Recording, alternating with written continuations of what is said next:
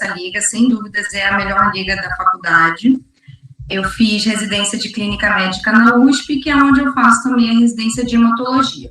Eu sei que vocês têm prova já nesse fim de semana, então meu objetivo é ser bem direto na resolução das questões e fazer uma abordagem mais geral dos temas que costumam cair, que estão contemplados pelas questões. Se vocês tiverem dúvidas, podem colocar aqui na caixinha. É um pouco difícil eu ver as dúvidas, eu não tenho acesso ao chat, mas se vocês quiserem falar também no microfone ou até deixar na caixinha de dúvidas, eu respondo ao final da aula. Então, vamos começar com essa questão maravilhosa aqui da Suzeme de 2018, que trata de um jovem com 20 anos de idade que chega ao pronto-socorro com uma história de fadiga, tolerância reduzida aos esforços, dor óssea, dor torácica e febrícula. Ao exame, ele tem mucosas hipocoradas, discreta icterícia e pele de cor acinzentada. Ele pergunta na questão o diagnóstico mais provável. Gente, é um paciente jovem que vem com uma icterícia. Icterícia apareceu na questão, vocês têm que pensar que se trata ou de uma anemia hemolítica ou de uma colestase, já que a gente pode ter hiperbilirrubinemia indireta ou direta. Então, ele tem provavelmente uma dessas duas, ele tem fadiga e mucosas hipocoradas, então isso já fala a favor de um diagnóstico de anemia, e ele conta uma história de dor torácica com febrícula. Ora, das opções que a gente tem, vamos lá. Letra B, anemia hipoproliferativa da insuficiência renal. Gente, olha só, primeiro que é um paciente jovem, que a questão em nenhum momento mencionou fatores de risco para doença renal crônica. Pensa, na doença renal crônica, que é quem costuma cursar com a anemia, as principais causas que a gente conhece são nefropatia hipertensiva e diabética. O paciente de 20 anos não tem nenhuma dessas comorbidades, consequentemente, ele não tem risco de desenvolver a doença renal crônica, que poderia causar essa anemia. Na insuficiência renal aguda, a gente não costuma encontrar a anemia. Inclusive, é um dos fatores que suscitam o diagnóstico diferencial da cronicidade da disfunção renal. Lembra? A gente tem que ver distúrbios osteometabólicos, PTH aumentado, falando a favor de um hiperparatireoidismo secundário, anemia. Então, isso falaria a favor de uma doença renal crônica. No caso, esse doente, para ter anemia, trataria-se de uma insuficiência renal crônica, coisa que ele não tem nenhum fator de risco para ter. A questão em nenhum momento mencionou isso. Só lembrando que no doente que tem doença renal crônica, ele tem uma carência de EPO, que é produzida no túbulo contorcido proximal, e é também um paciente que tem outras comorbidades, ele é submetido a um contexto inflamatório crônico que, consequentemente, aumenta a hepcidina e dificulta a captação de ferro. Então, esse doente, tipicamente, o doente renal crônico, num estadio acima de 3A, ele costuma cursar com uma anemia hipoproliferativa de fato, mas que não parece ser o caso da questão, até porque não explicaria a icterícia. Leucemia mieloide crônica. Galera, a leucemia mieloide crônica, para começar, não é epidemiologia dessa questão, porque geralmente quem tem leucemia mieloide crônica é o paciente lá de meia idade, 50 a 60 anos.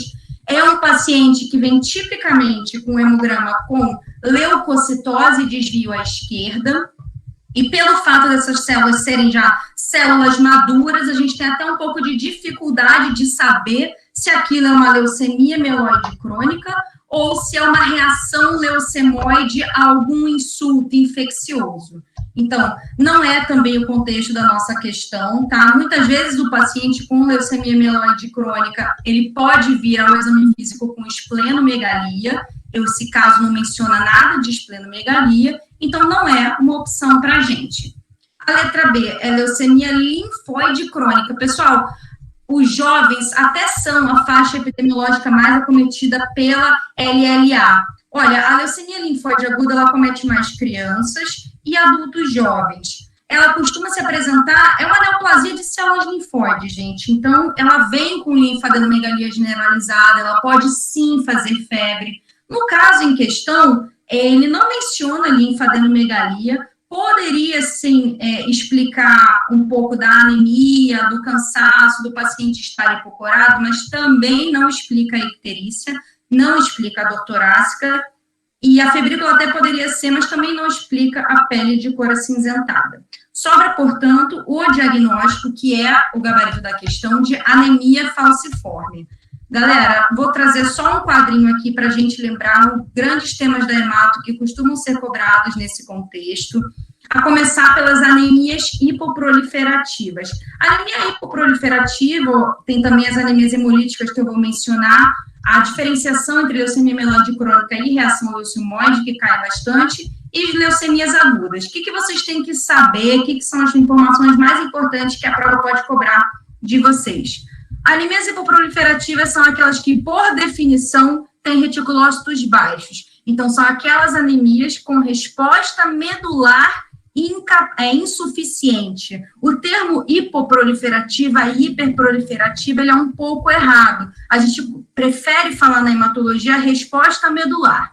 E a resposta medular das anemias hipoproliferativas, ela é insuficiente. O reflexo disso é que, apesar de o doente estar muito anêmico, ele não responde àquela anemia com reticulocitose e a contagem de reticulócitos, ela é baixa. A medula não está produzindo eritrócitos, por quê? Na maioria das vezes é por uma carência nutricional. A que a gente mais conhece é a ferropriva, é a ferropenia, a ausência de ferro, a diminuição dos estoques de ferro, que vão causar uma anemia hipoproliferativa tipicamente microcítica. Ah, Luísa, eu ouvi que existe anemia ferropriva com VCM normal, normocítica. Ok, é verdade, isso pode acontecer, mas é uma minoria dos casos. Quando se arrasta muito a anemia ferropriva, ela pode ficar normocítica, mas preferencialmente ela é microcítica. O diagnóstico, ele vem pelo perfil de ferro, então ele vem com uma ferritina baixa e uma saturação de transferrina tipicamente menor do que 15%. Aí a gente tem que tomar muito cuidado, porque alguns pacientes que fazem overlap de anemia ferropriva com anemia de doença crônica, eles podem aumentar a ferritina, como um marcador de fase aguda, né? Uma proteína de fase aguda, uma proteína inflamatória. Mas eles nunca vão aumentar a saturação de transferrina, nunca. A saturação de transferrina no paciente ferropênico sempre será baixa, independente de eles terem uma doença inflamatória que está ali também colaborando para a anemia. Então, o grande exame que vai ajudar vocês a diferenciar uma da outra é a saturação de transferrina. Quando a gente olha para uma anemia hipoproliferativa com VCM aumentado, ou seja, uma anemia macrocítica, ela pode ser megaloblástica ou não. As anemias macrocíticas não megaloblásticas são várias. A anemia macrocítica do alcoolismo, a anemia macrocítica do hipotireoideu.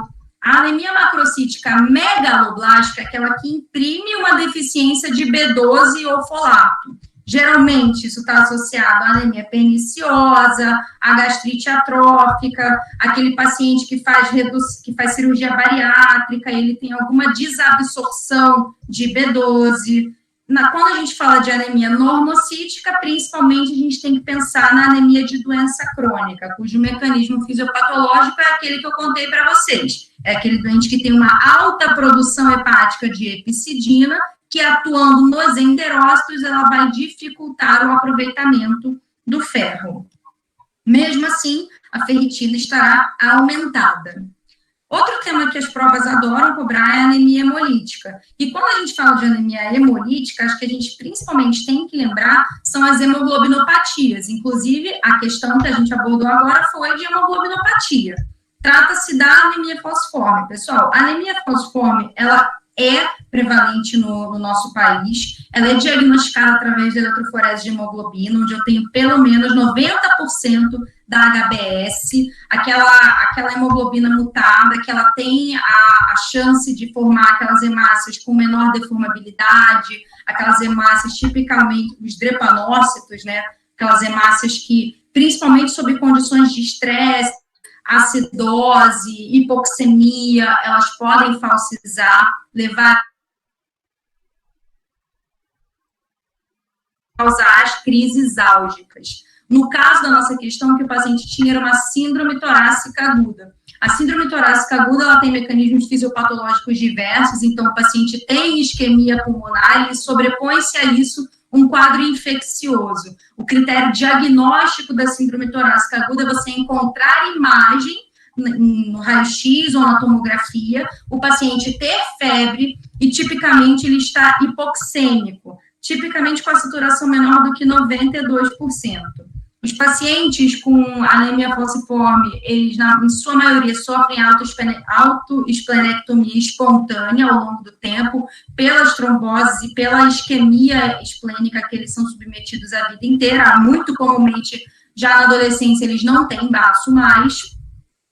Eles fazem doença renal crônica também por esse mecanismo isquêmico. A AVC é um grande fator de risco para AVC nos jovens, a anemia falciforme. Eles podem fazer hipertensão pulmonar e é essa a principal causa de óbito nessa população.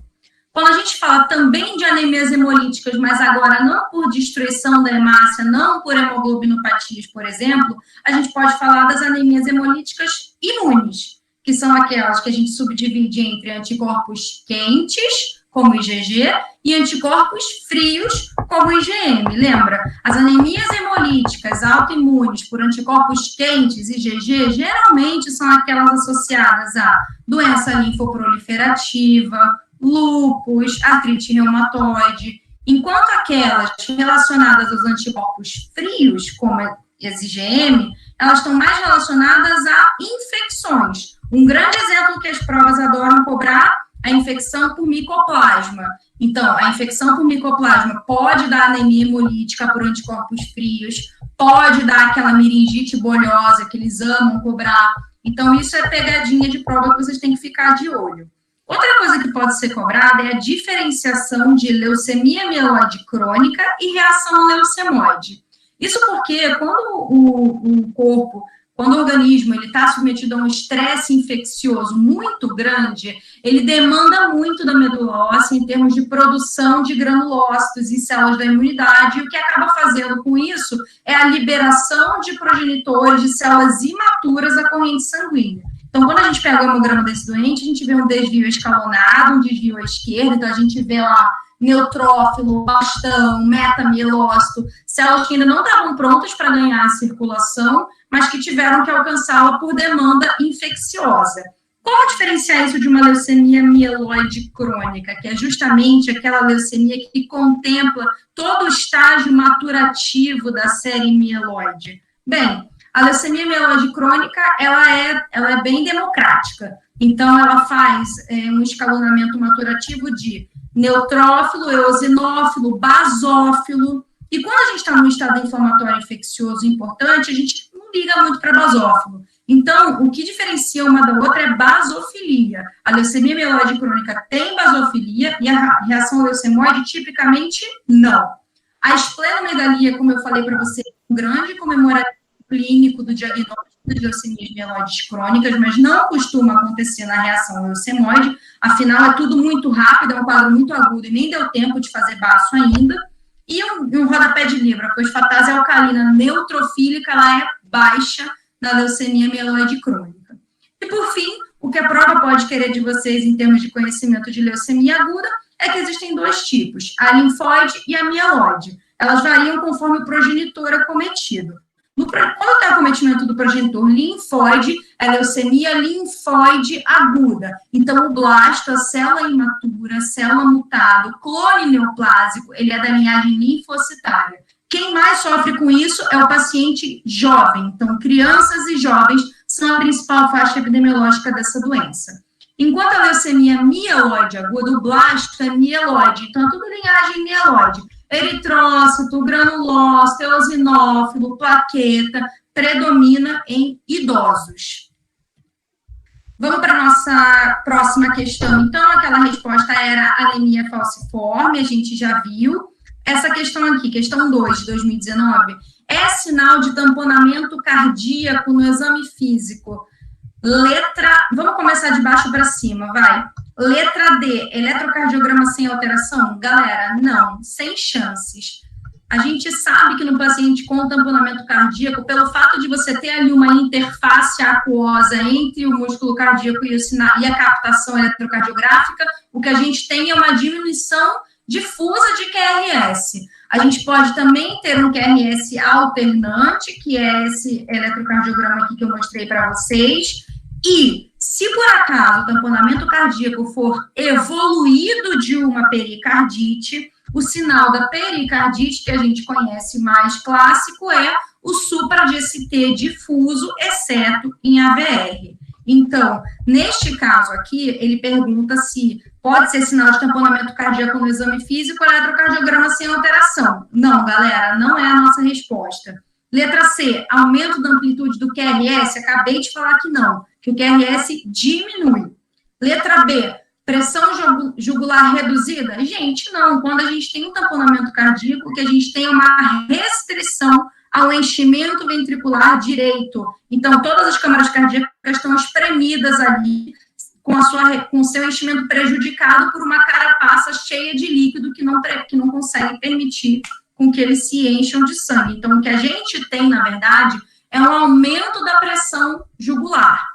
Situações que podem levar à pressão jugular reduzida, por exemplo, são situações de hipovolemia. Então, se eu tenho uma volemia baixa, eu tenho um choque hipovolêmico, um choque hemorrágico, a pressão jugular, sim, estará reduzida. Situações que aumentam a pressão jugular são aquelas que, invariavelmente, aumentam a pressão de ventrículo direito. Então, por exemplo, insuficiência ventricular direita, tromboembolismo pulmonar, até mesmo uma hipervolemia, mas assim, uma grande hipervolemia em pacientes com função cardíaca adequada também pode levar a um aumento de pressão jugular. Por exemplo, paciente que é dialítico, anúrico e está 5 dias sem dialisar. Ele está muito hipervolêmico, ele pode ter aumento de pressão jugular em consequência. No caso do tamponamento cardíaco, como eu já falei para vocês, existe uma restrição ao enchimento ventricular direito e, por este motivo, a pressão jugular está aumentada. E, por último, a letra A, que é o nosso gabarito, o pulso paradoxal.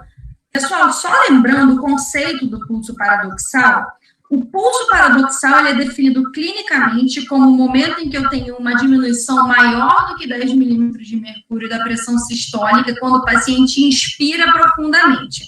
Pensa comigo, quando você inspira profundamente, você tem uma redução da pressão intratorácica, você tem um recrutamento de vasos da base, você tem um aumento de retorno venoso.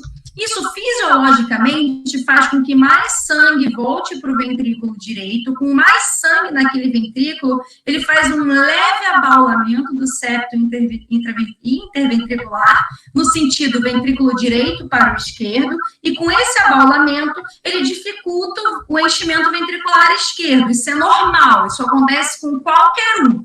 Isso tem uma diminuição de pressão sistólica que normalmente vai de 2 a 5 milímetros de mercúrio.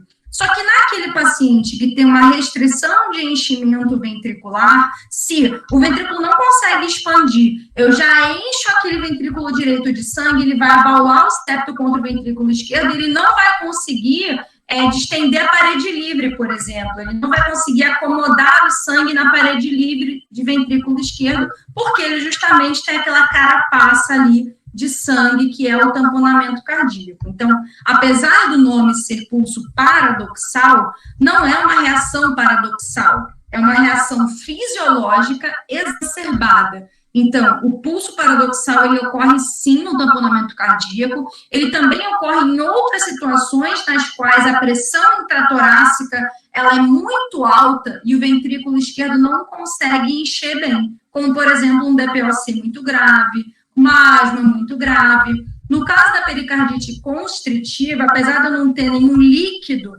ali no pericárdio, eu tenho a carapaça enrijecida do pericárdio e aí não dá para o ventrículo esquerdo se encher. Então, ele sofre mais o efeito do abaulamento do septo contra ele e também pode haver pulso paradoxal. Então, repara, o pulso paradoxal, ele é sensível para o tamponamento cardíaco, mas ele não é tão específico, ele acontece em outras situações também.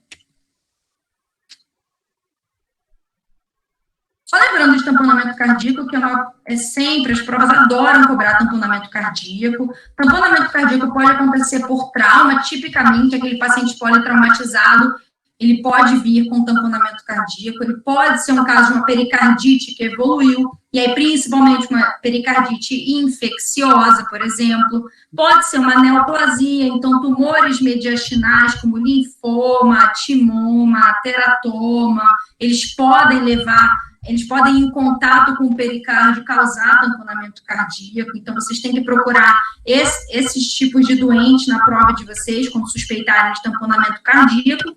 Uma coisa que é muito clássica e que as provas adoram, mas é extremamente infrequente, é a tríade de Beck. Lembra, a tríade de Beck é a turgência jugular, a hipofonese de Bullies e a hipotensão. Apesar dela ser uma queridinha de provas, na clínica mesmo, na vida real, a gente vê isso em menos de 30% dos pacientes. Mas é muito interessante vocês sempre procurarem na prova uma descrição de hipotensão, hipofonese de Bullies e turgência jugular.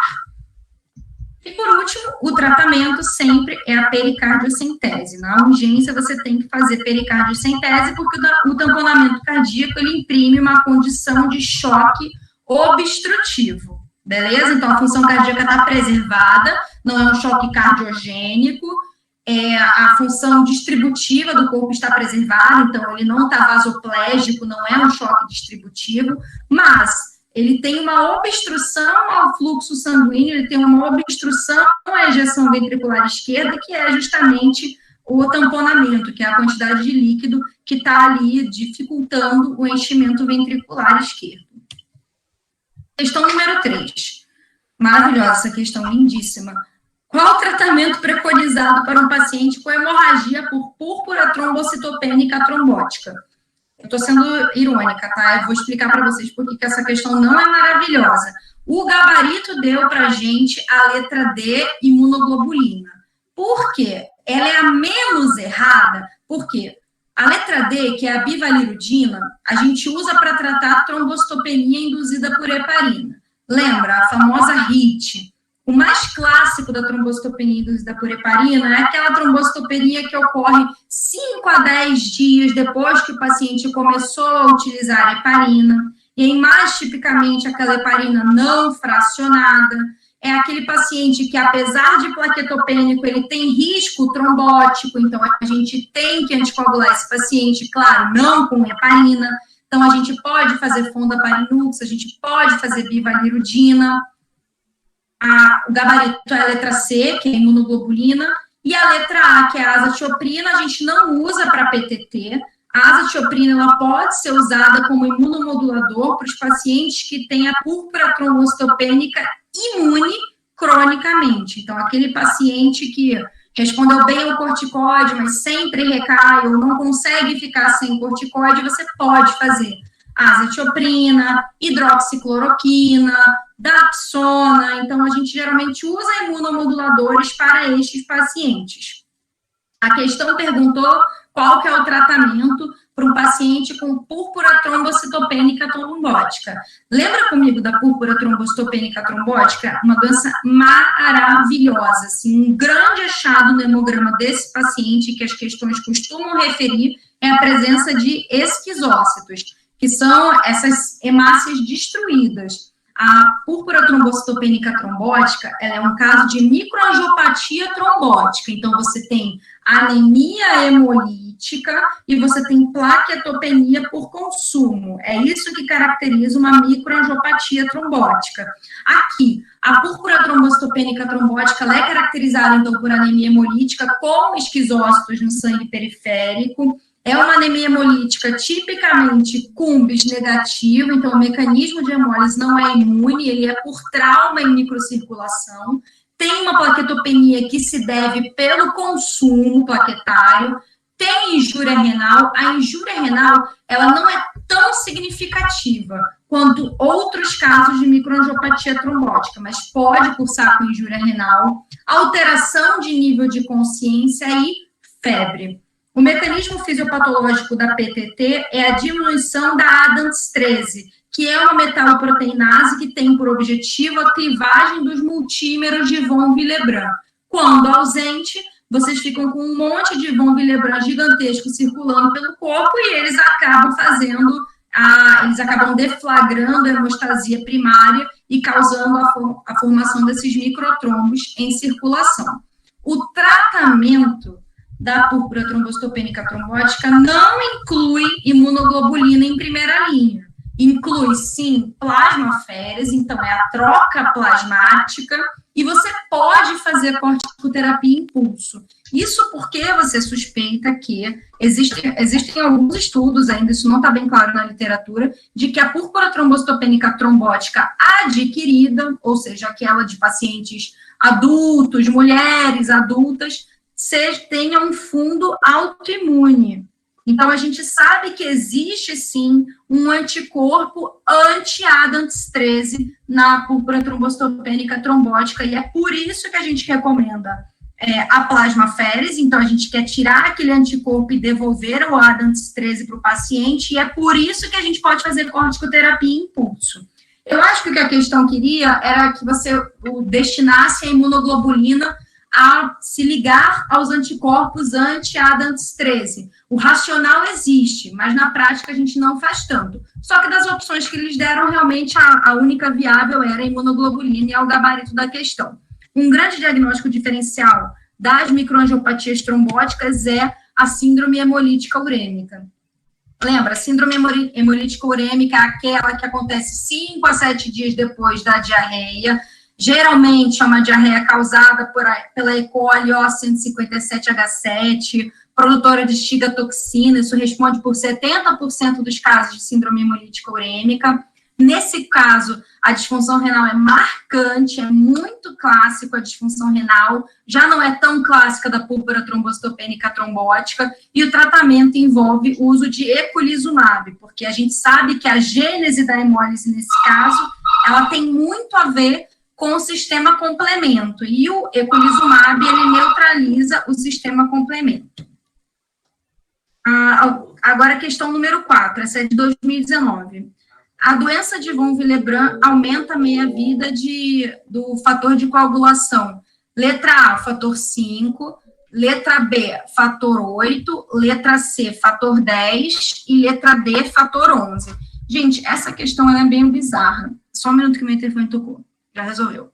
Bom, essa questão é extremamente bizarra, porque ela pergunta se a doença de von Willebrand aumenta a meia-vida de um fator de coagulação. Bom, o único gabarito possível é o que eles deram, que é a letra B, que é o fator 8, mas porque a gente sabe que a doença de von Willebrand tem íntima relação com os níveis de fator 8. Não para aumentá-los, e sim para diminuí-los. Afinal de contas, se a gente lembrar, o fator 8 e o fator de von Willebrand, ambos são produzidos pelos megacariócitos e subendotélio. Se vocês lembrarem, o fator 8, ele é o único fator de coagulação, ele não tem qualquer interferência dos hepatócitos, da função hepática, ele é produzido exclusivamente pelos megacariócitos e pelo subendotélio. Então, assim, não é algo que a gente se preocupa tanto, por exemplo, nos pacientes hepatopatas. Então, os megacariócitos e subendotélio produzem o fator 8 e o fator de von Willebrand. A função do fator 8 é ativar o fator 10 e o fator 10A, e o fator 10A é aquele que forma o complexo tenase intrínseco. Então, isso é via intrínseca da cascata de coagulação, é aquela via que, se alterada, ela larga TTPA, que é o termo de tromboplastina parcial ativada. E a função do fator de von Willebrand é proteger esse fator 8. O fator de von Willebrand, ele protege o fator 8 da degradação. Então, nas doenças de von Willebrand, que existem vários tipos, quando você tem diminuição do fator de von Willebrand, ou até diminuição da atividade do fator de von Willebrand, o que você tem, consequentemente, é diminuição da dosagem do fator 8, e não aumento dele. Então, assim, essa questão é uma questão que, conceitualmente, ela não está certa, mas, se tivesse que inferir qualquer coisa, seria sobre o fator 8, porque ele é o que tem relação com o fator de von Willebrand. Questão 5, gigantesca, vamos lá. 30 anos de idade, foi agredido por um ladrão durante tentativa de roubo do seu veículo, prestado os primeiros socorros pelo Corpo de Bombeiros, foi levado à emergência do hospital universitário, comatoso, não abriu os olhos nem a dor, não conseguia verbalizar e fazia extensão dos membros com estilo álgico. Apresentava epistaxe, sangramento ativo pela orelha direita. Galera, epistaxe, sangramento ativo pela orelha direita, você tem que pensar em sangramento posterior. Só faltou ele falar que tinha o sinal do guaxinim, né?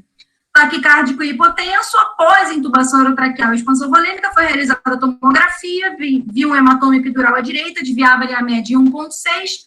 era uma hemorragia subaracnoide, fratura de assoalho de órbita direita, foi submetido a drenagem neurocirúrgica, que questão gigantesca.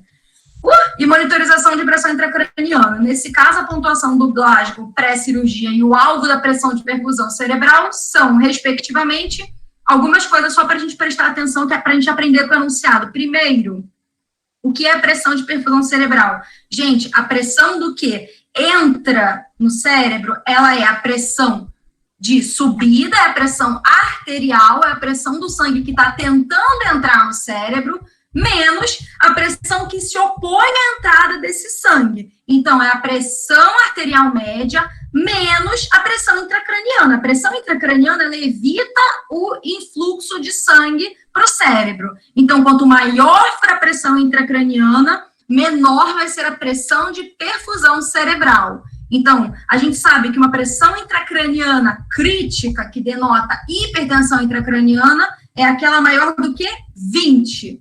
E a pressão de perfusão cerebral, que a gente objetiva, é uma das respostas da nossa questão. Outra coisa que é interessante a gente ver, o doente foi intubado. Dentro das nossas opções, eu não preciso nem saber calcular o Glasgow ainda, mas eu já sei que ele é menor do que 8, porque todo doente traumatizado com Glasgow menor do que 8, ele tem indicação de intubação orotraqueal para proteção de via aérea. Então, por sorte, as nossas alternativas todas, nenhuma dá para a gente excluir, porque todas são Glasgow menor do que 8, então vamos embora para o Glasgow.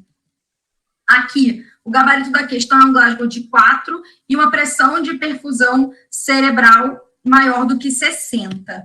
Repara, galera, na nossa questão, o paciente não tinha abertura ocular nenhuma, o paciente não tinha resposta verbal nenhuma e ele tinha uma extensão anormal ao estímulo álgico. Então, de fato, o Glasgow desse doente era 4. Só lembrando, gente, que Glasgow mínimo é 3 e o máximo é 15. Não me vão colocar Glasgow de 0 em respostas, tá bem? Só para a gente lembrar também que as questões adoram perguntar a diferença disso, dos hematomas intracerebrais, que são principalmente hematoma extradural ou epidural, e o hematoma subdural. Lembra? O hematoma extradural ou epidural é aquele que faz aquela formação em disco bicôncavo, é aquele que é ocasionado por lesão das artérias meníngeas. Então, por ser um sangramento arterial, ele é um sangramento muito mais rápido, muito mais volumoso. Ele leva a um desvio de linha média com muita rapidez. Ele tipicamente se apresenta na tua prova com intervalo lúcido. Então, assim, viu intervalo lúcido, tem que pensar em hematoma epidural. O que é o intervalo lúcido? O paciente, ele sofre o baque, ele sofre o trauma e ele inicialmente tem uma perda da consciência associada à concussão do trauma, ele acorda e ele apaga de novo. Então, ele acorda como o sangramento é arterial, artérias meníngeas, aquilo ali vai bombeando, vai enchendo, vai desviando linha média, ele vai e apaga de novo. Então, ele tem um breve intervalo entre a perda da consciência pela concussão até a nova perda da consciência ocasionada pela formação do hematoma epidural. Quem mais é acometido por isso é paciente jovem. Já o hematoma subdural, ele é um hematoma que a gente chama de meia-lua, em crescente. Ele não é esse disco bicôncavo, ele é em crescente, tá vendo? Ele é como se fosse um Czinho. Ele é um sangramento de menor monta e que costuma se ocasionar pela lesão das veias ponte. O público-alvo, né, assim, a faixa epidemiológica que mais sofre com hematoma subdural é o vovozinho, né, são os idosos. Isso porque, como eles têm uma atrofia cerebral importante, eles têm um grande espaço que pode, enfim, abarcar todo esse sangramento. Então, é aquele vovozinho que caiu, que demorou 8, 10 horas para perder a consciência. É aquele vovozinho que pode nem ter tido um grande trauma, mas que toma antiagregante, toma anticoagulante, e por isso ele teve esse sangramento que, venoso, ele demora mais tempo para levar a uma diminuição de consciência. Então, na tua prova, vão ter esses dois fenótipos. Esse paciente jovem que se acidentou e fez o intervalo lúcido, e o outro é aquele vovozinho que caiu, bateu com a cabeça, e depois de um tempo ele teve perda da consciência. Aí você tem que pensar nesse último caso em hematoma subdural. Próxima questão, questão 6. Na abordagem da gestante com eclâmpsia, o sulfato de magnésio é largamente utilizado e previne convulsões. Tá? Durante a sua infusão, deve-se monitorizar. Isso aqui é decoreba, galera, não tem muito jeito. A resposta é, a gente tem que pensar no quais são os sinais de intoxicação por magnésio. O doente intoxicado por magnésio é aquele que tem oligúria, que a gente define por menos de 25 ml hora, bradipneia, ou seja, menos de 16 incursões respiratórias por minuto, e hiporreflexia. A gente trata esse doente com gluconato de cálcio, e a única alternativa que oferece tudo isso é a letra D, reflexos tendinosos, pode ser tendinoso, pode ser aquileu, pode ser patelar, diurese e respiração. Vamos só lembrar, agora que a gente falou de eclâmpsia, vamos lembrar das grandes emergências hipertensivas neurológicas que são muito cobradas em prova. Aqui eu trouxe principalmente encefalopatia hipertensiva, AVC e eclâmpsia, lembra? Encefalopatia hipertensiva é aquele doente que chega lá com mais de 200 de sistólica na emergência, ele geralmente tem confusão, rebaixamento de nível de consciência, ele na fundoscopia, ele tem papiledema, isso é clássico da encefalopatia hipertensiva, você faz tomografia de crânio nesse doente para diagnóstico diferencial com AVC. A meta de pressão arterial para esse doente é reduzir de 10% a 15% da pressão arterial média. Por outro lado, um paciente com AVC, que também é uma emergência hipertensiva, ele vem com confusão, déficit focal, afasia. Todo doente com AVC, todo, ele tem que fazer 2 exames. O primeiro, destro, que é a glicemia capilar, e tomografia de crânio. A glicemia capilar, por quê? Hipoglicemia pode simular AVC, pode dar déficit focal, e a tomografia de crânio para saber se ele é hemorrágico ou ele é isquêmico. Então, tem sangue na tomografia, putz, é hemorrágico, não vou trombolizar. Não tem sangue, pode ser isquêmico. Vou trombolizar se ele estiver dentro da minha janela de atuação, dentro das primeiras 4h30. Os achados típicos do AVC podem ser sangramento, se for um AVC hemorrágico. Se for um AVC isquêmico, dificilmente a gente vai ver imagem, a gente vai ver hipodensidade na tomografia, principalmente se tiver num quadro agudo, já que a hipodensidade costuma se manifestar lá para as 48 horas depois do déficit. E as metas de PA para esse paciente, se for hemorrágico, eu tenho que deixar a sistólica entre 140 e 160, e a diastólica 90, e se for isquêmico, vai depender. Se eu trombolizar, eu vou ter que manter a pressão sistólica menor do que 185, a diastólica menor do que 110, e se eu não for trombolizar, eu posso manter a sistólica menor do que 210. Agora, eclâmpsia, que é o alvo da questão. O quadro clínico é aquela paciente gestante que vem com turvação visual, escotomas, muito típico a presença dos escotomas cintilantes, cefaleia, dor epigástrica, inclusive, os sinais de que uma paciente com pré-eclâmpsia vai evoluir para eclâmpsia são esses: turvação visual, escotomas, dor epigástrica. E isso já tem que te suscitar o diagnóstico de evolução de pré-eclâmpsia, então já começar a sulfatar essa paciente para ela não convulsionar e aí caracterizar o quadro clínico mesmo de eclâmpsia. Ao exame, você vai ter aquela proteinúria típica de 5 gramas, maior do que 5 gramas dia. Os achados típicos clínicos são a presença de escotomas cintilantes e a meta de pressão arterial é menor do que 140 por 90. Só lembrando, o vasodilatador de preferência para o tratamento da pré-eclâmpsia é a hidralazina endovenosa, o que já difere de todas as outras emergências hipertensivas neurológicas, porque tanto na encefalopatia hipertensiva, quanto no AVC, quanto na dissecção aórtica, a gente vai preferir o nitroprussiato de sódio, o nipride, que tem uma grande atividade arteriodilatadora. A gente não pode fazer para gestante, na gestante a gente prefere a hidralazina endovenosa.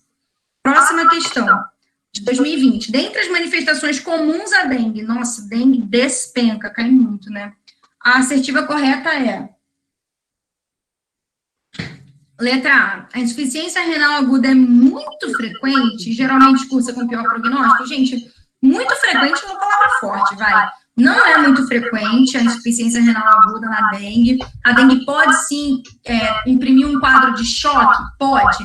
E pode cursar com insuficiência renal? Pode, mas não é muito clássica. A insuficiência renal é mais clássica de outras doenças febris, como, por exemplo, por exemplo, a leptospirose, se fizer uma síndrome de Weil, que aí faz insuficiência renal, pode fazer hemorragia alveolar, mas para dengue não é muito comum, não. Letra B. O exantema está presente em 10% dos casos, está errada, 50% dos casos, predominantemente do tipo máculo papular, atingindo face, tronco e membros de forma aditiva, não poupando plantas de pés e palmas de mãos, ele repetiu isso, podendo se apresentar sobre outras formas, com ou sem prurido, frequentemente no desaparecimento da febre? Não, gente. Geralmente o rash ele vem junto com a febre nesses casos. Letra D. A primeira manifestação é a febre, correto, que tem duração de 2 a 7 dias, geralmente baixa, de início lento, não associada a cefaleia, dinamia, mialgia, artralgia. Não, né, galera? O paciente com dengue, ele tem muita cefaleia, dor retroorbitária, tem mialgia. E aí ele fala que esses sintomas, eles são mais comuns da zika, o que é uma mentira. A gente sabe que a zika tem um quadro clínico mais brando, então essa alternativa está errada. O gabarito da questão é a letra C. Os sinais de alarme da dengue são dor abdominal intensa, referida ou a palpação e contínua, vômitos persistentes, acúmulo de líquido, aí ascite, derrame pleural pericárdico, hipotensão postural ou lipotímia, hepatomegalia maior do que 2 centímetros abaixo do rebozo costal, sangramento de mucosa, letargia, aumento progressivo do hematócrito. Lembra?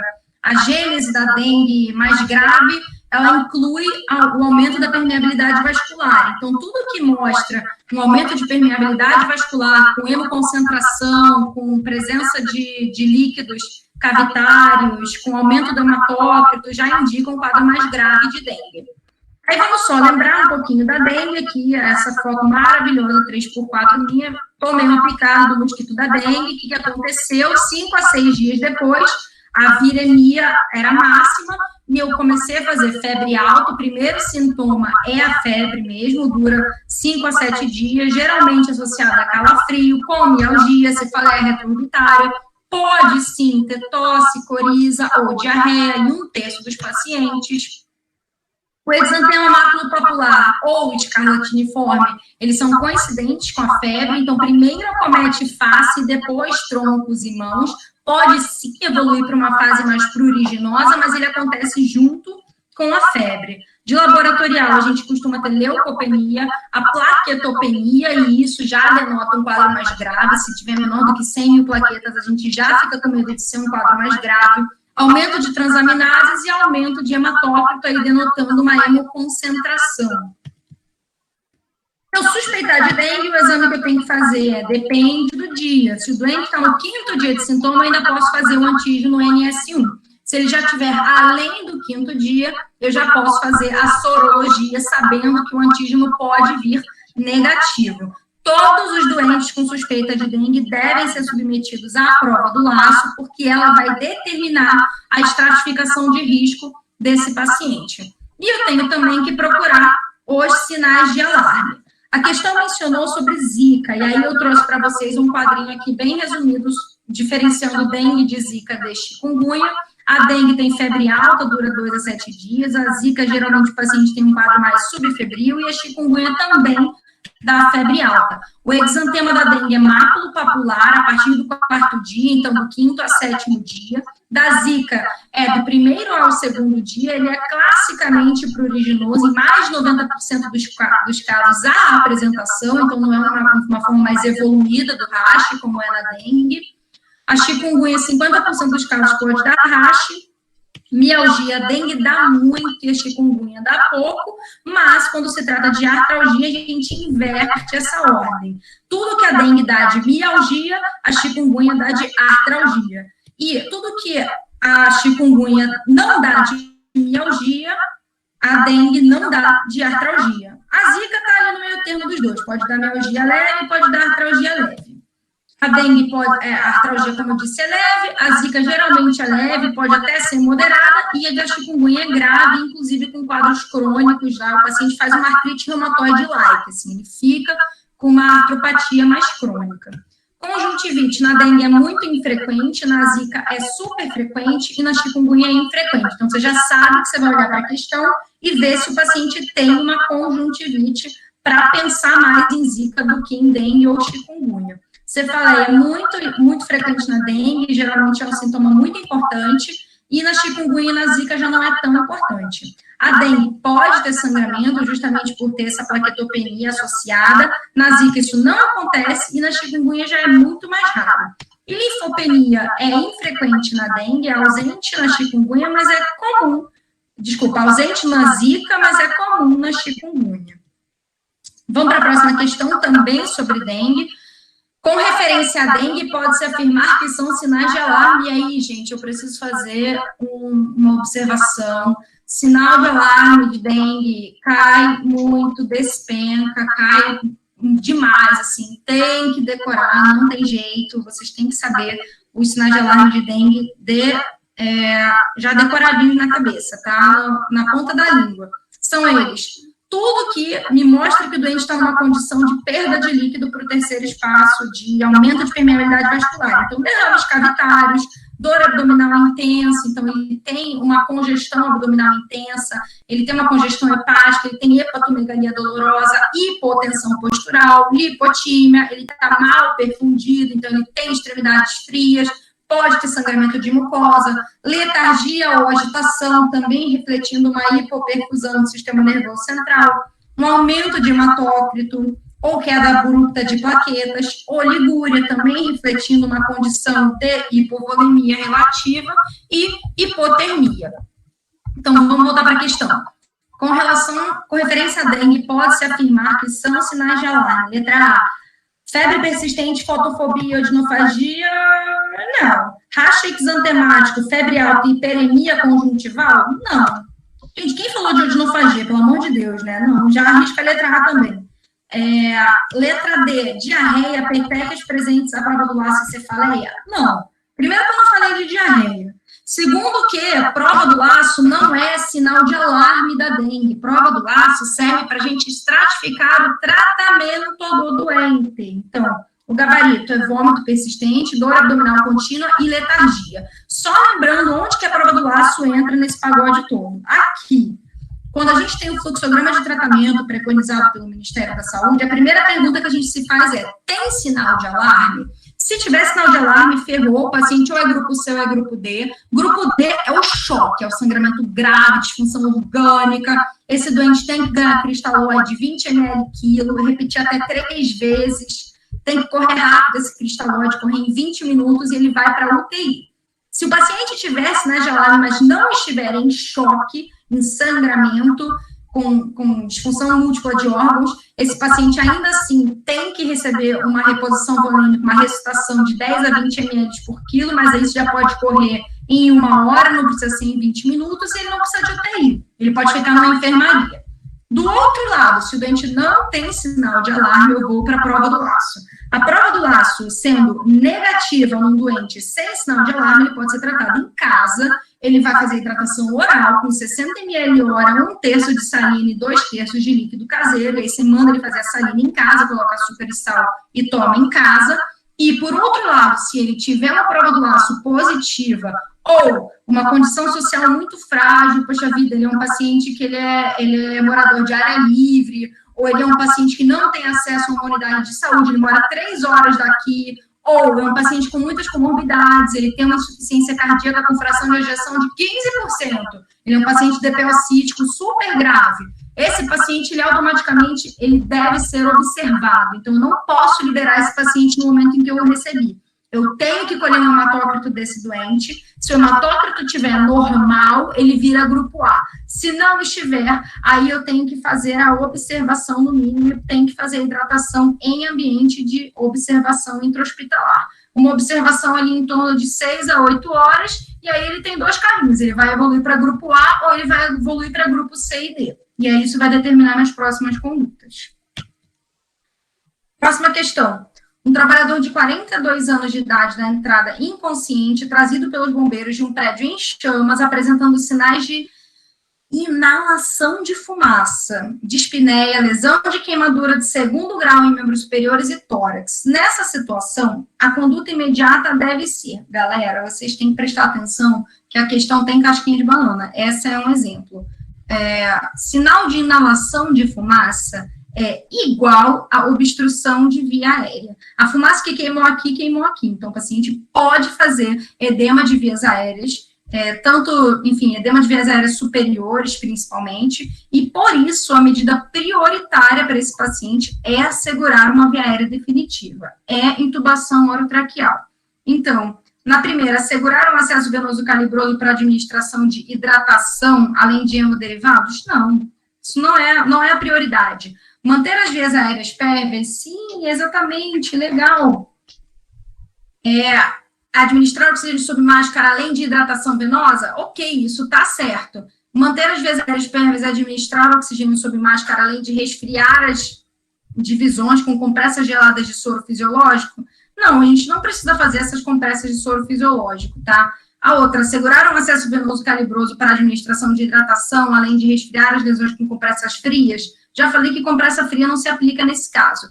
A letra B, ela fala sobre manter as vias aéreas pérvias e administrar oxigênio sob máscara. Ela é a menos errada. Aqui não tem nenhuma opção com intubação orotraqueal. Não é errado, você tem que sempre ficar vigilante nesse paciente, qualquer sintoma de obstrução de via aérea, sempre, o que ele quer dizer com manter as vias aéreas pérvias é você sempre monitorar para ver se o paciente não vai fazer estridor. Se o paciente fizer estridor, já denotando um edema de vias aéreas superiores, você tem que intubar, você tem que garantir a perviedade da via aérea. Então, a prioridade para esse caso é observar sinais de insuficiência respiratória. É assegurar a perviedade da via aérea, é manter a oxigenação adequada e, se necessário, intubação orotraqueal. Então, muito cuidado, que toda questão de grande queimado que mostra sinal de inalação de fumaça, queimadura em narinas, debris de carvão, esse tipo de coisa, tem que atentar para a insuficiência respiratória, manter a perviedade de via aérea e necessidade de intubação orotraqueal. Outra coisa aqui, falando de queimadura, que caiu um monte na prova de vocês, é sobre a regra dos 9, vocês saberem calcular a área, a superfície corpórea queimada, que vocês sabendo calcular isso adequadamente, vocês vão jogar na fórmula de Parkland, que é aquela fórmula que vai guiar o quanto de ressuscitação volêmica esse paciente merece. A gente sabe que na condição de grandes queimados, ele perde muito, muito, muito líquido para as regiões queimadas, ele tenta manter a homeostase corporal, a temperatura corpórea, através da perda de líquidos. Então, esse paciente, ele é um paciente inflamado, ele é um paciente que acaba ficando edemaciado, enfim, e ele faz muito, muito, muito, a necessidade volêmica dele é muito grande. Então, esse paciente, a gente vai calcular o quanto de reposição volêmica ele merece a partir dessa fórmula aqui, que você faz 2 a 4 vezes o percentual que você encontrou da superfície corporal queimada e o peso do paciente. Essa superfície corporal queimada, você tem que botar o número que você achou, 40%, 27%, não é para colocar 0,4, 0,27, é para botar o número que você encontrou. E no final você vai encontrar um valor, que é o quanto em ml que esse paciente precisa de cristalóide, e você vai administrar a primeira metade desse volume que você encontrou em 8 horas e o restante em 16 horas. Então, por exemplo, se você calculou 4 litros de cristalóide, você vai botar para correr 2 litros em 8 horas e 2 litros em 16 horas. E por último, um homem de 25 anos de idade é trazido em emergência hospitalar